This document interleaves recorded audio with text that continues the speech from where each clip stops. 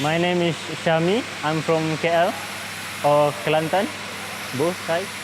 I'm handling the Waterjet machine that we have. Typical day, well, come here in the morning,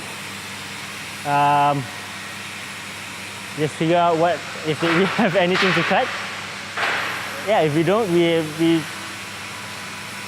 do some maintenance on the Waterjet. Why Biji-biji? You don't feel like you're working, you feel like you're hanging out with your friends. Yeah. There's one project, it's called Jurassica. It's in Mid Valley. Basically, we spent a year on that project to build a small theme park. Yeah, I think that's a big success that Biji-biji has so far.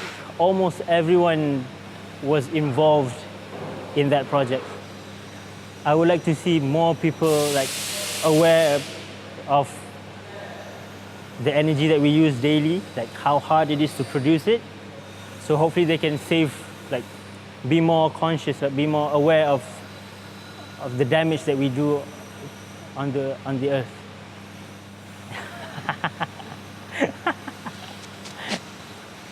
That wasn't so bad, was it? Oh, but it was funny though.